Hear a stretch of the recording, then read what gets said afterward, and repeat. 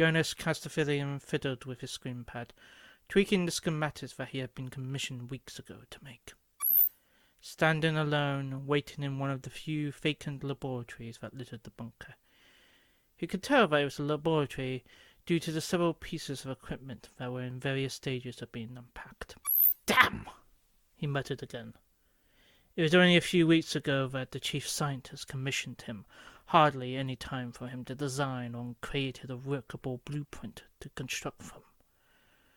Jonas remembered how he had laughed when he had read the commission's outline, that he was to design a compact but multi-directional manipulator arm.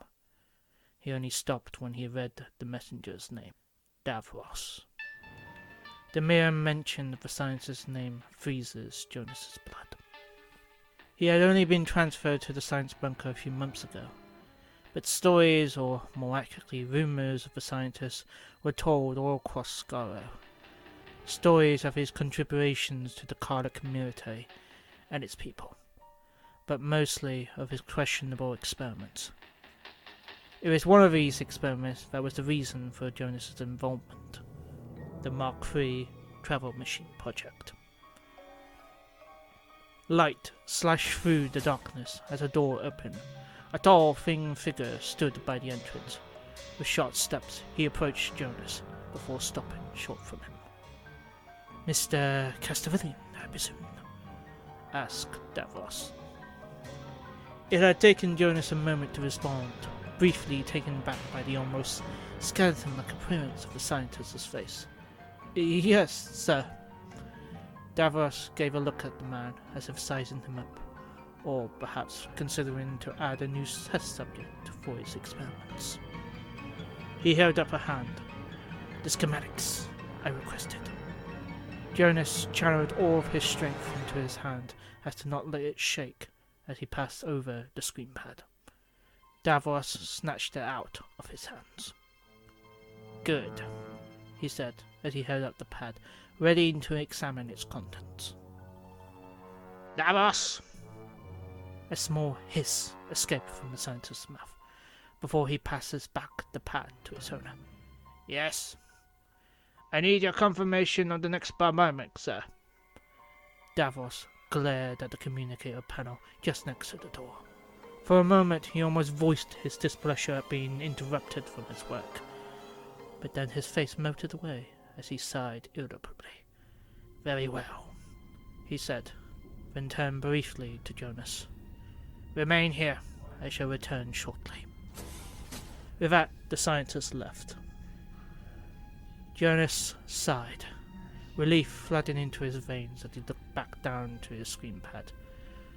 While he was glad to no longer be in the presence of the scientist, there was, however, a small part of him that was disappointed that Davros of all people didn't get the chance to see his schematics. If he had, he would have seen the additions that Jonas had added to the base design. A multi-dexterous claw capable of lifting 5,000 hundredweights, with electric poison darts and a multi-army port to hijack any form of electric communications. His very own masterpiece of design. It was a shame that no one had seen it yet. Suddenly, as if all around him there was a strange ticking sound. Jonas looked around, trying to pinpoint where the sound was coming from. It stopped, just as he collided into it. "What in the—" he cut off, eyes widening as he jumped back at what he saw in front of him. A blue wooden box. Its doors opened and a head sticked out. "Oh, hello there. Sorry, but I appear to have gone lost." Jonas staggered back a further 2 steps, taken aback by the stranger. Who are you?" "Who? Me?" The stranger pointed at himself as he stepped out of the box. "I'm just a lost traveller, but you can just call me the Doctor." Jonas remained still, unsure to believe a man who had just appeared out of thin air with a blue box. Then the Doctor noticed something on the floor. It was a screen pad. He must have dropped it when he collided with the box. The Doctor picked up the device, his thumb indirectly activating the screen display, his eyes widening at the schematics. "Huh. This is certainly busy. Busy? Busy! Jonas boomed. Busy! Now, don't get me wrong, it's very complex and very well designed. It's just, isn't it a bit much? Jonas looked at the doctor as if he had grown a second head. Much? I mean, I'm assuming it's supposed to be what? The doctor squinted an eye at the display. An arm of some kind. A manipulator arm, actually. The doctor's face broke into a wide grin. Manipulator arm? Now I know a thing about those. Jonas's eyes widened. You do? Oh yes. As a matter of fact, I know a whole nasty lot who uses those. But enough of that, he finished with a wave of his hand as he focused back to the screen pad.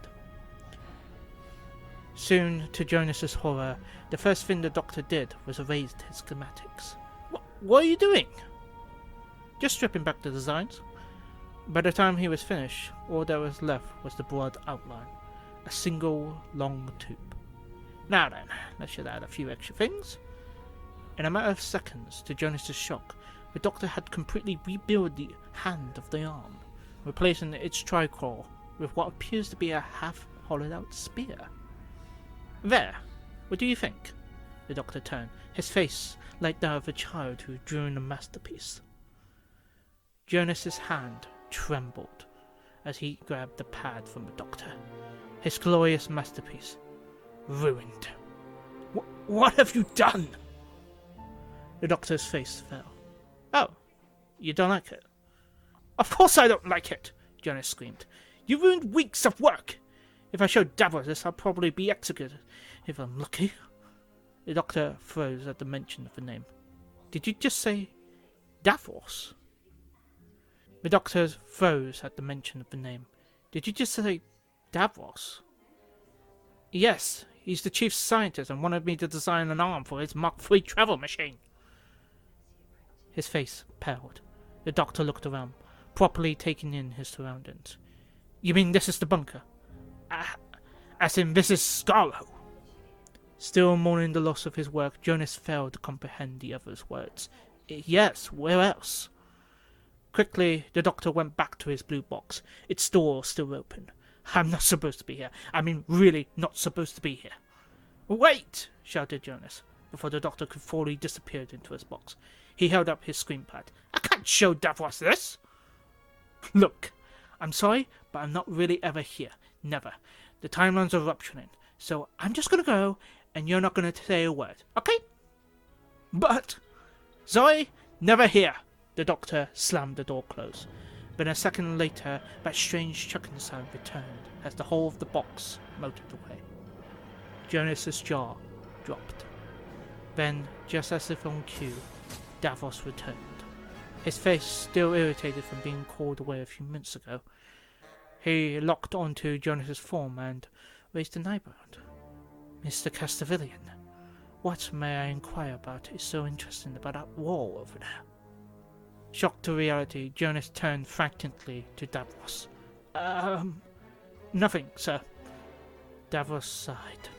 Oh, how he hates working with imbeciles. He held up a hand. The schematics, if you will. Jonas froze, then shakingly passed the pad over to the scientist. As Davros activated the screen display, Jonas's mind was turning over the many horrible ways that he would soon die. A moment passed, then another, until Davros looked up from his pad, his face warping, changing into an expression that seems so alien to it. Then he finally spoke. I like it.